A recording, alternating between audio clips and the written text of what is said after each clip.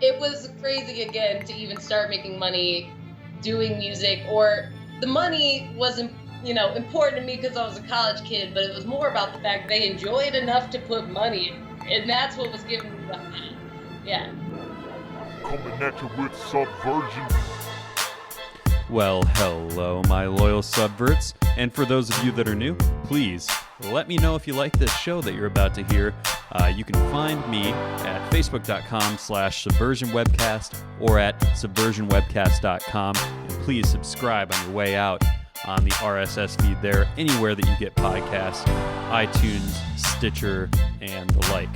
I'm going to keep this intro really short this week, but I will see you at the end, and I've got a special message for you and to tell you goodbye for the week. My name is Ruth LaPointe, otherwise known as Ruthless Ruth, and I write quite a bit of my own music. I don't have an album out yet, but I'm working on a lot of new songs, and our next gig is Ragbri, so I'm currently... Cool. Yeah, building the set list for what we have to play from 1 to 6. So I'm trying to make quite a few songs happen. Okay, for sure. Yeah, and for folks that don't know who are outside of Iowa, Ragbri is a pretty big deal. It comes through every 2 years or something like that? Every year. Oh, it is every year. Okay. But I mean, not through Clear Lake, but which is where we're gonna play. But every year they have it. Yeah. So yeah, you mentioned my hometown, yeah, I'm from Clear Lake, and I think you're from the Mason City, Clear Lake area too, correct? Yep, I'm from Mason City, born and raised, live in Des Moines now. Okay, sure. So why don't you tell the audience a little bit about your experience growing up in North Iowa? I know for me, it was both good and bad. Yeah, well, growing up in North Iowa was... Again, yeah, good and bad. The good is tight community, close friends. There was enough nature around. Later, I'll talk about a song called Winnebago. The Winnebago River runs through Mason City and went right by my hometown or my house growing up. So I spent a lot of time down there, and that... Again, not every small town has that type of beauty running through it, so I got lucky with that. But yeah, the bad, everyone knows. I mean, everything closes at 9 or 10 o'clock, and you can only get into trouble after that if you're not in an establishment. So left those years behind me, but yeah, no, it was. I still, now that I'm away from it, though, I still love North Iowa. It's easy to love it when you're not there. Yeah, absolutely. I always miss friends and family. I don't necessarily miss some parts about going back home, but it's always good to go back and see close friends and family. Yeah. So yeah, where did you go to school then? Mason City High School. Okay. And then University of Iowa. Okay, cool. So let me know, how did you get into music then? I did choir in high school. Probably in high school, my biggest performer moment was our variety show called the Mohawk Follies that goes on at Nyack every year that the choir kind of puts together. I sang No Rain by Blind Melon on guitar. In front of, it was probably around 1,000 people, and it was super probably bad, but I felt like a big deal. And then, I mean, from then on, that was sort of where I geared up and started learning the guitar because I knew I had to take it seriously because I was going in front of all those people. But once I went into college, I swear there was one day I was playing, they had all these pianos down in Iowa City, downtown, because it's a super hip community, and I don't know how to play piano very well, but I can do what I can do on the guitar on the piano. So I can play 4-chord songs all day. So I was starting to, between classes or just walking in Iowa City, I would be playing on these pianos and singing just to get a release. And a couple of times people tried to give me money. They would set it. There was one time someone else's tip cup or a cup that someone put beer in or whatever and set on that piano was there. And people were putting money in the cup like it was mine. And then I was like, I need to do this. this is a great idea. And so after that, I started playing the guitar on the street corner in Iowa City pretty regularly. And like, I mean, every weekend while I was going to school as like a junior, at least during football season, when people are downtown and it's like warm, I was playing guitar. I would make like $20 an hour doing that. And that's, I guess, where I like perfected my abilities, both singing and playing guitar, and shook off like stage fright, because you get a lot of traffic, both intimate and just masses of people. And so I was able to just work through all that. And again, it was only through being on the corner and having that sort of visibility that I started getting my first gigs, started playing at Gabe's was my first actual gig. And it's actually crazy to me that I get paid money to do gigs now. It's just, but that's because I played so many open mics and whatever in college. But that's what you got to do. Yeah. Yeah. So you were making $20 an hour. That's pretty good food money for a college student. I mean, you're eating better than ramen noodles at that point. Well, I would instantly go and spend it on booze because I would already be downtown. So it's like I would even bring my guitar in there with me. And the asterisk on that is $20 on like the bet. So I don't want the life of a busker. I actually got out of it because the cops started actually doing something about it and like kicking me off the street, which was weird. But on a bad night, like you could literally do the same thing and make nothing. So I'm saying it was $20 on a good night. Okay. And again, it didn't even really matter. Anyway, so best possible night, maybe I made like $60 because I'm working from like 11 p.m. to 2 a.m. because I'm smart and I do when the bar closes. Yeah. Anyway, that's but the time. So yeah, the caveat, I wasn't making millions, but it was crazy again to even start making money doing music. Or the money wasn't, important to me because I was a college kid, but it was more about the fact they enjoyed enough to put money in, and that's what was Sure. Yeah, and it's weird. I was just on a as a guest on another podcast, and I was talking about how a friend of mine up here in Minneapolis used to, when he lived here, would go and busk just in downtown Minneapolis, and he said, it got to a point where he was making good enough money doing that he just stopped doing his day job as much and started taking more time off to do that. So I mean, if your community allows it, it's not a bad gig for a musician, especially you're just doing what you would do at home, just practicing, right? And just go ahead and busk on the street. So, but also Minneapolis doesn't have laws, or they just don't enforce them, or it may be the latter. I have heard from other people, which I found is really weird, that other places they don't allow busking, which I find to be kind of terrible. Like what it provides just ambience and culture on the street when people are walking around. Like, what is the real problem? I don't see one. And in Iowa City, it was that they're trying to combat homeless people loitering so bad that they just put it's in the same category. It's like begging and sure, whatever. It's an anti-vagrancy thing.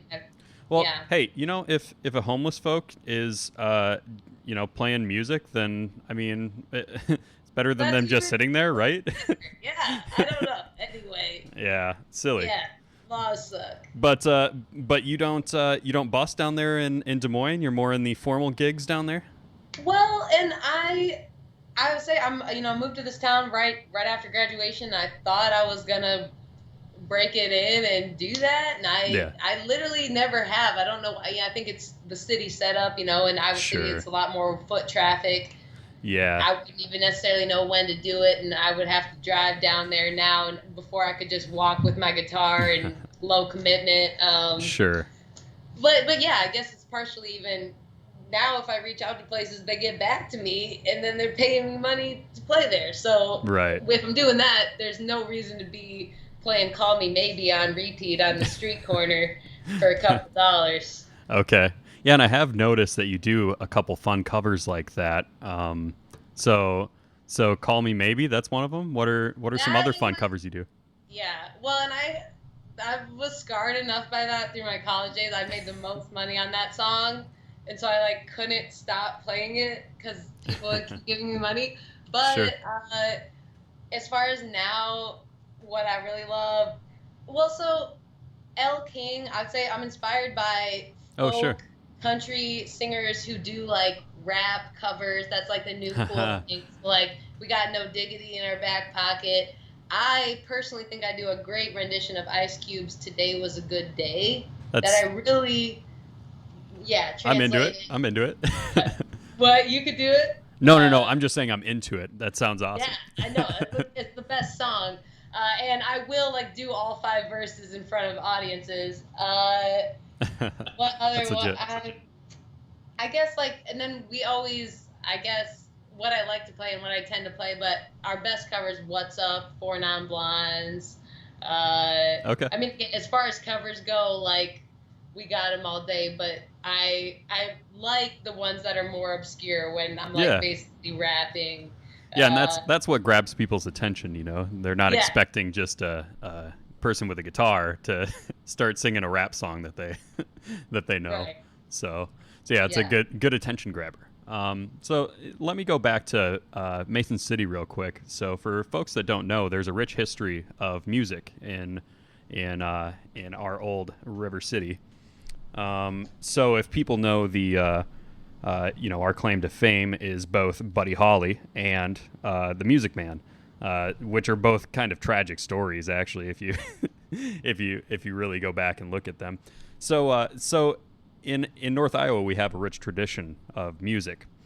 So do you think in any way this has influenced your inspirations at all for playing music? Just the culture that we grew up around?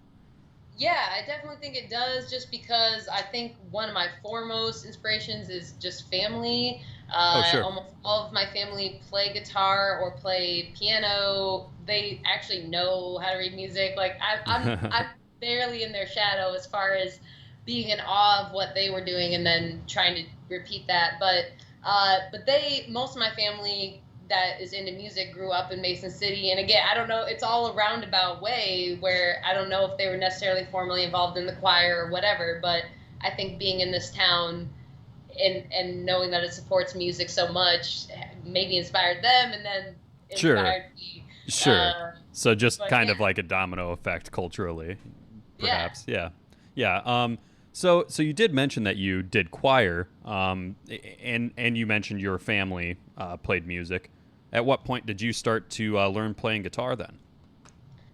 Uh, I did not start learning guitar until 8th grade when there was one class in 8th grade for like the music class for like 2 weeks took on playing guitar, and Okay. I learned how to play Jingle Bells and Twist and Shout by the Beatles, and I was hooked. So Yeah.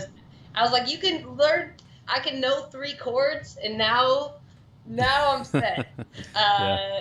Yeah, you And got I pretty much have plateaued since then, but yeah, I learned it in 8th grade. Sure. And I think I was looking through your Facebook page, and it looked like you did Tree Town too in Forest City, which that's a pretty big deal in North Iowa, right? Well, yeah, so I have like kind of 2 musical careers right now. One is the band, which I get to just play a lot of my original stuff and bring out more of my personality. And the other is this competitive karaoke circuit Oh. that I happen to be doing pretty good at. And anyway, yeah, I got to sing one song before Alan Jackson went on stage at Tree Town. And I Cool. sung Redneck Woman by Gretchen Wilson, and it was amazing. And yeah, that was it was the prize for winning this karaoke competition, which was like a several week long thing. And there was a qualifier and a semifinal, and yeah. Okay. But yeah, so I guess as far as 2 music careers, somehow I'm getting more fame doing the karaoke stuff. Yeah. I get the high from that because I got to sing in front of 14,000 people. Yeah. But afterward, I thought, wow, if I was singing my own song and those people were singing it back to me, that would be amazing. Yeah, so it only makes me want to get back on there, but have my music be front and center. Yeah. Yeah, I mean, I saw that, and it kind of just didn't surprise me, if a North Iowa musician made their way on stage. I didn't know if they had some sort of avenue for local musicians to sort of get on stage with them, because that would be a great thing for them to do, being as they get huge country and rock acts there, don't they? Yeah. Well, and like earlier in the day, like I want to say by that time it was like 7:45 when I went on stage, and Alan Jackson really did not take the stage till like 10-ish or whatever. So it's like I get to say opening, but like whatever. I actually technically opened for Dwight Yoakam. Oh, okay. Nobody cares about him. Not a much lower bar. Yeah, but earlier in the day there was like local acts, like I mean, I guess that could be even our next step. Sure. You're not at the 10 o'clock Alan Jackson, but at 3 o'clock there are local bands, and you don't have to win the karaoke competition. Even though I think they're going to have it next year, and I'm planning on winning again. Yeah, you probably had a lot of fun. So, yeah. Did you see a lot of boost in social media after that, or? Yeah, yes and no. It's never enough for a K-pop like me, but yeah, it was nice. Yeah, I understand. So yeah, why don't we get into your music here? Some of the songs that you had to share with us, and I just have to say, from my own observation, I like the style of your music. I think it really does sort of capture the spirit of Americana, and that's sort of become a theme in this show. A lot of folk and country sort of singer-songwriters have been on here, and I really do appreciate that sort of vibe, because it just simply reminds me of my greater roots, and this first song, Cheeseburger, I think is definitely symbolic of that. So other than just the lyrical content itself, can you tell me a little bit about this song? Yes. I wrote the song my senior year in college. I was taking a women's studies course that essentially I got to write this song instead of writing a paper. So the joke was on them, but it was about I did have to write an analysis, but we read a lot about eating disorders throughout the class. It's a thing that women deal with more than men.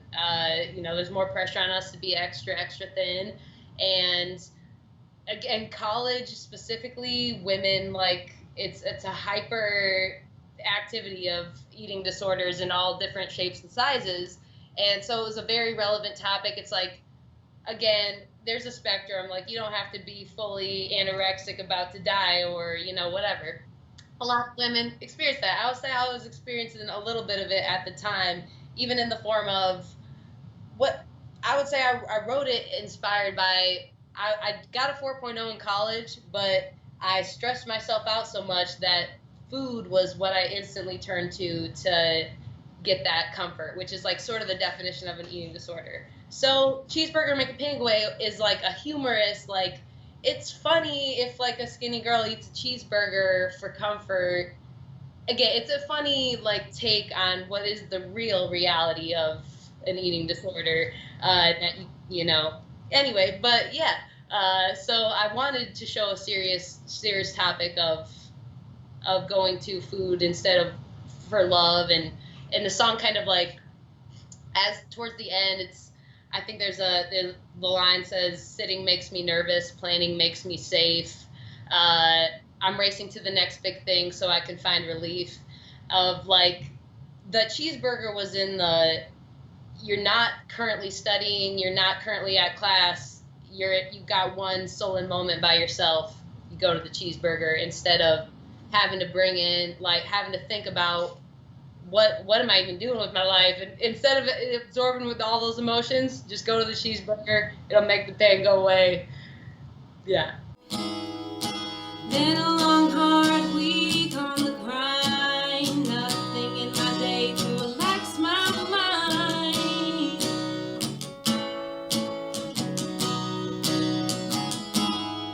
I go to bed late at night, and I want just one thing.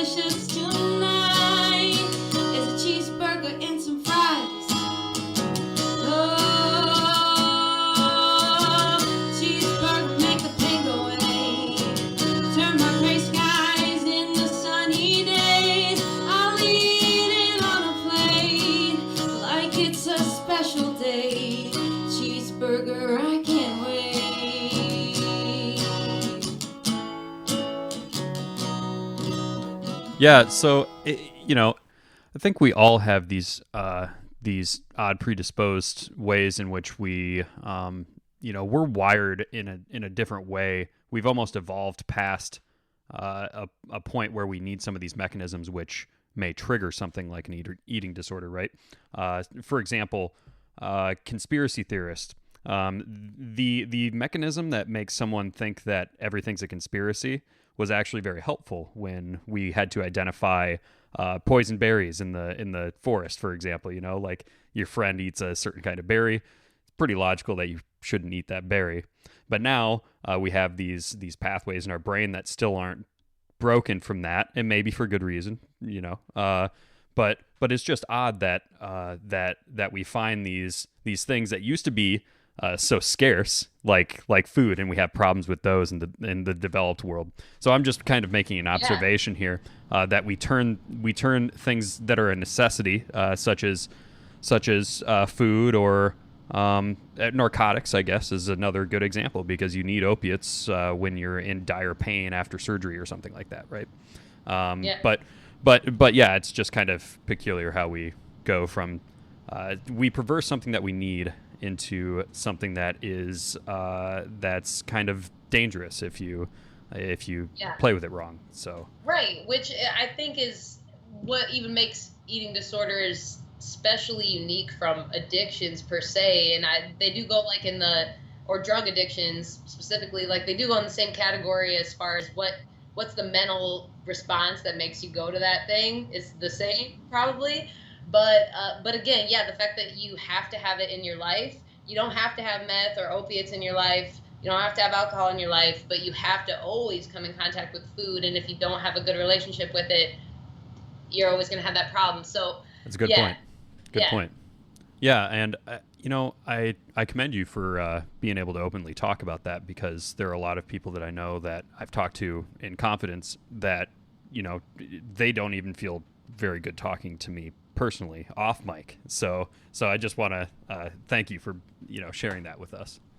Yeah, it could get way more real. I'll keep it like not as real, but yeah, and I'm glad it was more. I think I was 20-ish when I wrote the song. I'm about to turn 26. Mm-hmm. It's better that I'm more removed from it, because it was way more real when I wrote it. And sure.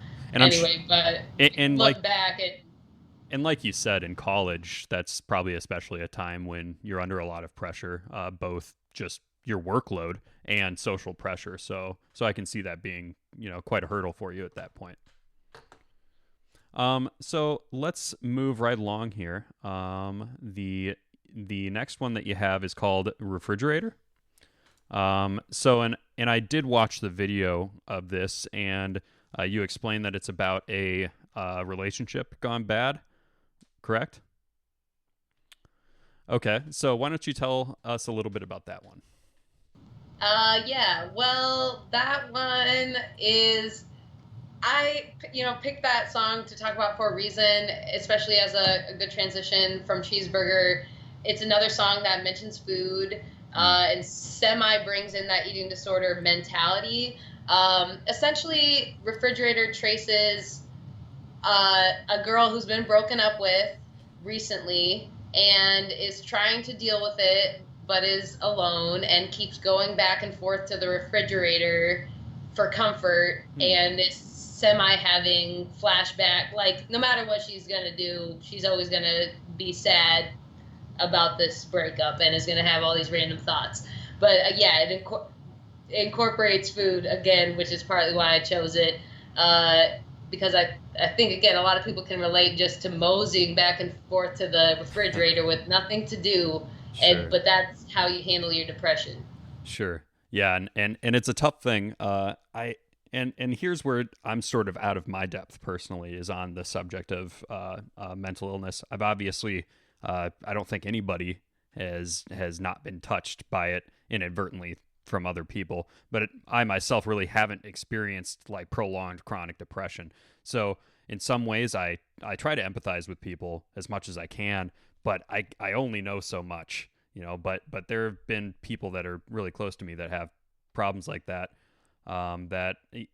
it's sometimes really hard to know what to say to someone. So So just sort of on this topic, what are some things that do help when, because telling someone to get better doesn't work, right? Yeah.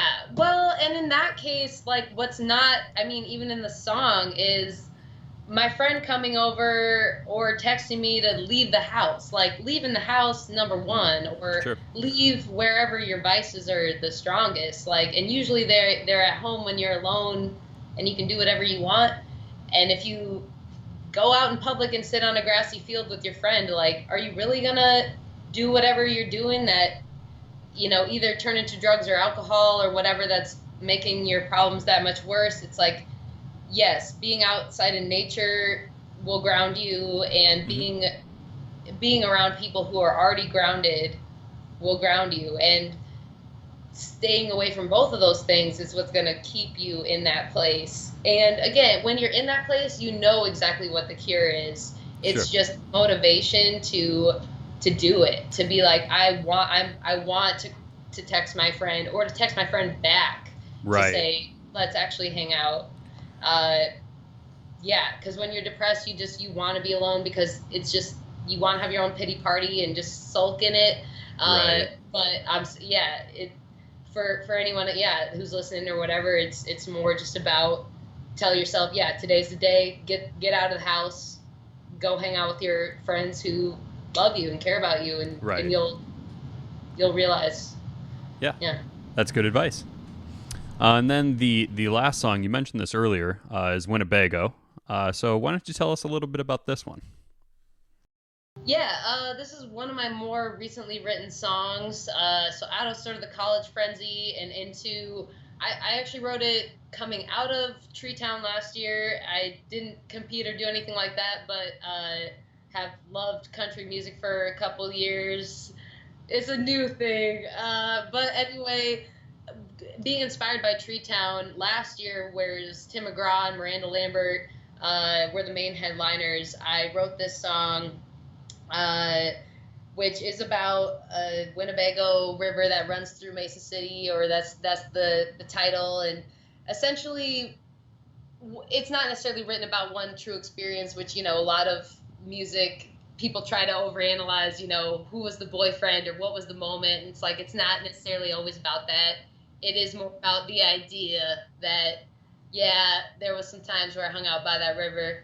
There might have been some boys there. And anyway, the idea is even, and I think the first line's like, living in a Midwestern state, nothing to do when you're going on a date except lay by a little creek bed in town. That's the idea, is exactly as it states. You're in Mason City, Iowa. There's nowhere to go. You're not 21. You go by Right. the riverbank. And those can be fond memories when you're looking back on them as a 26-year-old, whoever that loser was. Sure.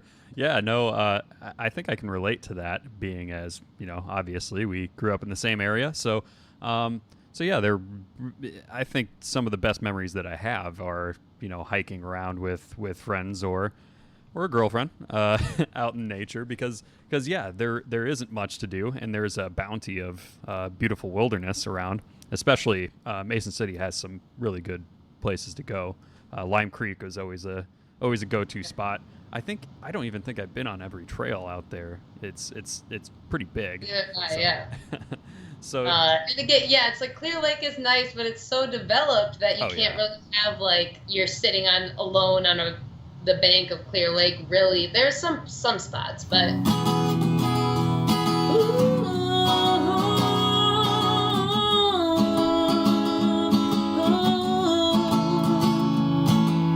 Living in the Midwestern state, nothing to do when you're going on a date except went by Little Creek bed in town. Lay a blanket on the ground with a can of Bud Light and a bottle of Crown that you stole from your daddy's friend.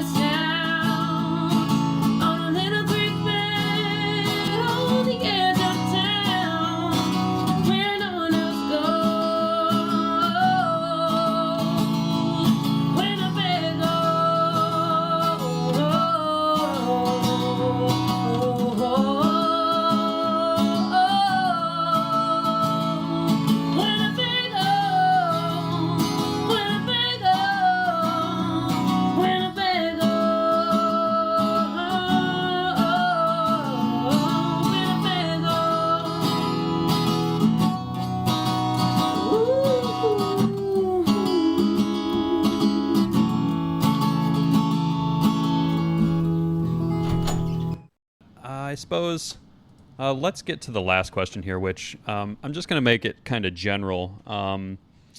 So I kind of told you a specific question, but I think I'm going to just try to broaden the scope.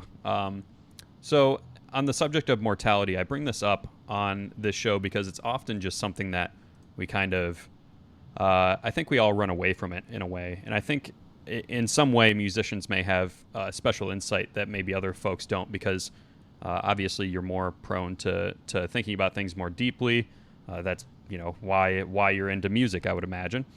So yeah, I'm just kind of curious to get people's take. What are your thoughts on mortality? This usually rolls into a question of religion, I suppose, too. So feel free to talk about that as well if you feel comfortable.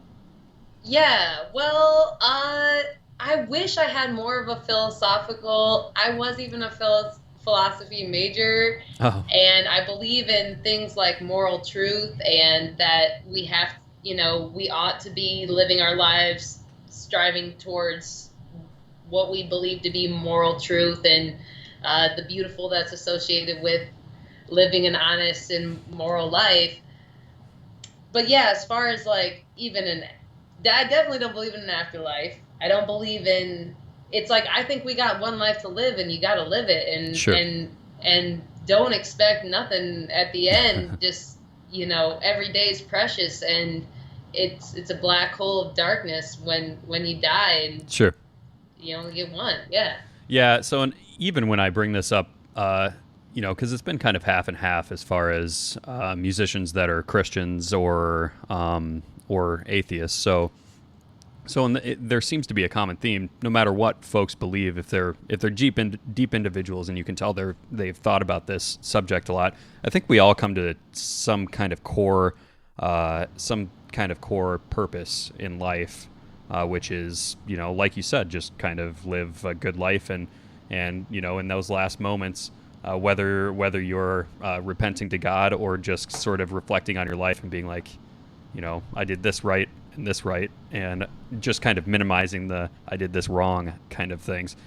Because no matter what, whether you think there's something after the mortal life, those questions have to go through your head. So yeah. Yeah. And again, I don't know. Yeah, it's like mortality, that's tough, because I get, not being a religious person, not believing in the afterlife, I tend to think about everything up until then. Yeah, it's like right. Life should be a crescendo up until your last final breaths.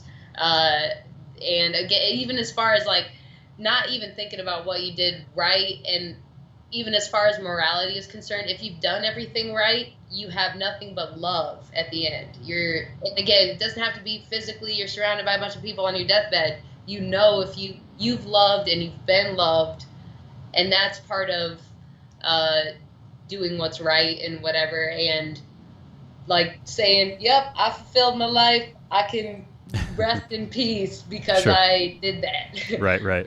Yeah, and I don't know about you, but I was raised Lutheran, and it's in some way it was kind of liberating when I decided, that I had lost my faith, as it were.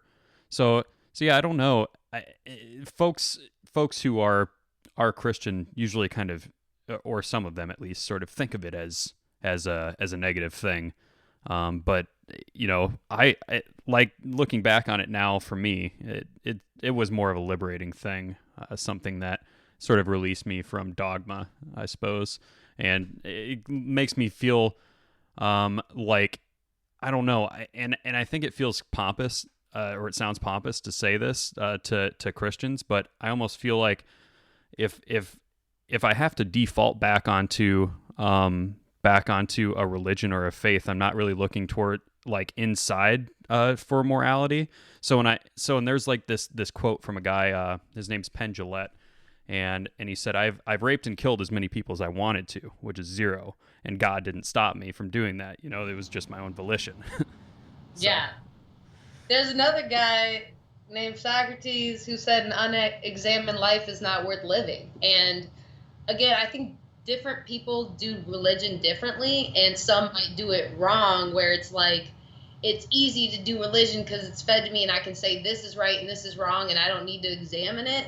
But go back to Socrates, if you haven't examined that those truths that you're being fed every day are actually your truths, then that's what's not right. But again, not everyone people experience it differently, and I do feel like I've met plenty of individuals who believe in religion and have examined it, and after examination are still with it, and that's cool. But yeah, not to just go with it just cause. Right. Yeah, and I feel like most Christian adults aren't really, they don't have like the pie in the sky kind of vision of it. Maybe in hopes or in aspiration, but I don't think that most adults actually, have this like literal interpretation of the Bible. And I always try to remind, because I run around in circles of people who are atheists who are more of the militant atheist persuasion. Yeah. And you always got to kind of check those folks, because they make the word atheist kind of a pejorative. So, but at the same time, I would hope. I'm still in Iowa. I'm not trying to bring down the religious establishment by any means, and I'm not saying that. Yeah, like I do think, again, if you're examined and you still think that these moral truths make sense and whatever, and that I think it can still be a beautiful life to live through a religious lens. And it's just one that I can't. You can either pick it up and believe in it or not, and I got that shook out of me somehow. So in some ways, I almost kind of miss going to church, because there's like, I don't know, there's like a ritual to it. Everyone's sort of this communal experience where you all sing together and stuff like that. Yeah. So I actually have pretty fond memories of being in church, including my pastor was actually the professor at NIAC, the philosophy professor, Derek Korth. Yeah, he's a really good guy.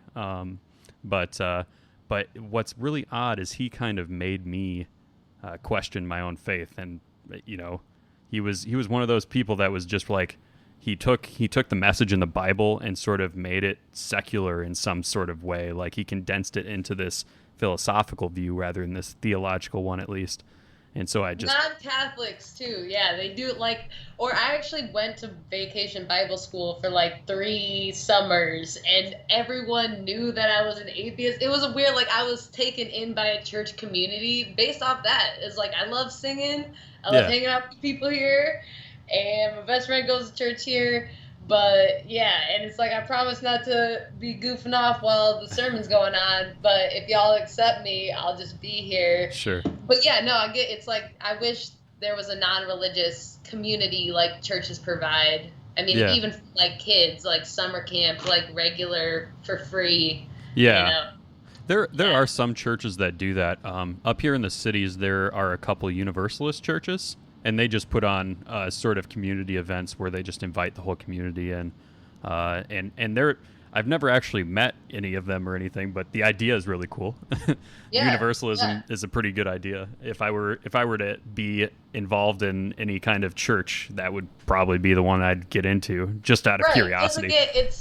If we were gonna be in religion, it's more like there's an idea of God. We're not trying to say there can't even be an idea of God, but we're just not trying to put a label on it. So yeah, I haven't met any crazy Universalists yet, but maybe I will.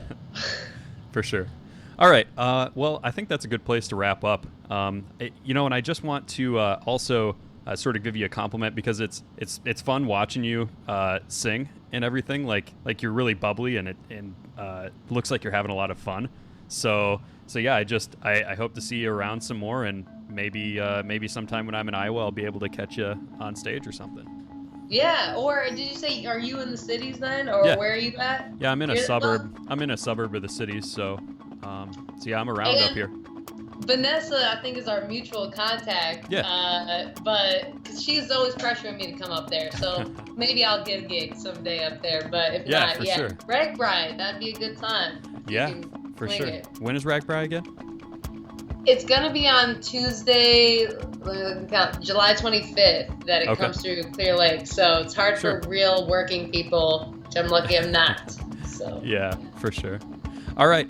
Well, I appreciate you very much coming on and chatting with me, Ruth. Thank you. See you. Hey all, thanks for listening all the way to the end here. I just wanted to let you know that I'm really sorry that I haven't been able to get content out. I think I'm going to have to go down to every other week because it's just the demand for my time has been just really crazy. I had to move this week and things are really busy at work. I'm actually moving offices at work too, other than just my living situation. I've got to move all over the place. So yeah, things have been really busy for me. And I think I've got to change things up here a little bit. I'm hoping to get back to releasing an episode a week, but before I do that, I think I need some help. And I'm either going to bring on a producer or somebody else to do interviews alongside me with the same spirit as Subversion, human interest, musicians, that sort of thing. So we're not going to deviate too much, but I just wanted to let you know that that's what I got going on. And also, I'm still doing the whole charity thing, so I want to let you know about this project that is going on, and it's to fund a road in Uganda. And I know we sort of take for granted that we just have roads to drive on here, but there's an orphanage that really needs our help to get a road built to it from the neighboring communities. Uganda is one of the poorest countries in the world, and they're still sort of suffering the growing pains of a developed nation. So they need some help at this orphanage to get a road built. It's just under $1,000 is the goal, and they have, at the time I'm recording this, $750 left. So if we could just rally up, a little bit goes a long way. That's something I say a lot on these shows, but it really does go a long way. Like $5 legitimately does help. If you think about it, $1,000 doesn't make it very far with a road repair or new road here in America. But in Uganda, that's really just what they need to get to this orphanage. So yeah. That's the charity project, and you can find it at DonorSee.com/project/867. You can also download the DonorSee app, which is the best way to experience DonorSee. It is a video-intensive platform in which you can give directly and see the results directly at the end of a project being funded. So a very direct response as far as where your money is going. You can trust these people. They're very genuine, and I have interviewed Gret Klyer on the show before. If you scroll back a couple episodes, there was a bonus episode with him, and if you haven't heard it, you really should. He's an interesting guy. He's got really cool stories about what he's seen and just his take on charity and why he decided to make what is being dubbed the Uber of charity, keeping administrative costs down and providing the optimal amount of support to these people abroad. All right, and that is all that I have for you this week. But if you could please hit subscribe on your way out, perhaps give me a review on iTunes. Help those numbers get up just a little bit, because I'm still just a little small fry out there in the podcasting world. I'm just shouting into the ether, and I need your help. You can also share this show, which is probably the most important thing that you can do for me. As you just heard, I am passionate about getting these projects funded, these charity projects. So if we could, just spread this show around a little bit and garner a little bit more support, I could perhaps generate ad revenue for these very projects. So it would really help me out a lot, other than just, spreading the content itself, which I would love for people just to, be able to hear this. But the most important thing I'm doing with this project really is trying to fund these charities. So yes, if you could please share and rate this show, I would really appreciate it. But I will see you next week. But until then, please take care of yourself.